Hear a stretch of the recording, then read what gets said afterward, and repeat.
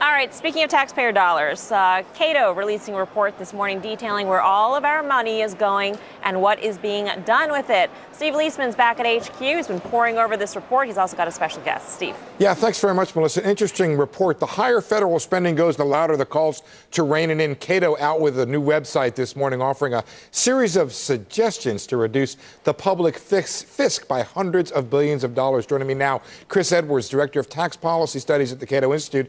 Talk about this new fancy website they have called downsizinggovernment.org. Chris, why don't you walk through some of the suggestions on the website?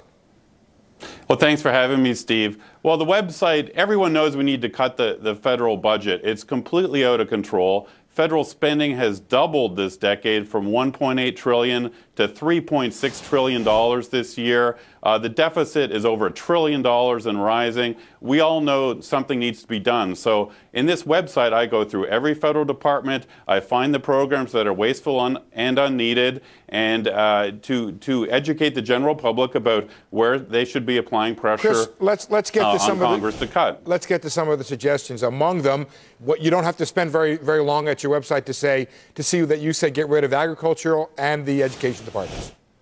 That's right. I mean, we spend $30 billion a year on agriculture subsidies. These damage the economy. It's sort of like reverse Robin Hood. We take money from average taxpayers and we give it to wealthy corporate farms. It makes absolutely no sense. With the Department of Education, spending soared under President Bush. The department has doubled in size from about $40 billion to $80 billion. And academic achievement, student achievement, has not risen with all this federal intervention. So it's time to give education spending back to state and local governments where it belongs.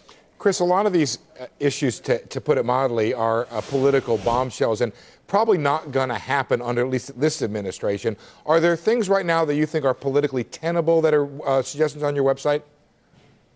It's true that Congress does not have an appetite for spending cuts right now. The purpose of this website is long-term public education. We saw this summer with the Tea Party protests and polling data that the public is frustrated with the federal government. They know that spending is out of control. They know that trillion-dollar deficits are unsustainable. So we have to cut the budget going down the road. The public doesn't have a stomach for gigantic tax increases that we would otherwise need to get rid of the deficit. Chris, before what I'm trying to do here is provide general education for the public to bring pressure on Congress. And let me just add real quick, what's good about the website, if you don't agree with the suggestions, it's the information here. Very quickly, Chris, the idea that's being floated right now, this idea of a second stimulus in Washington.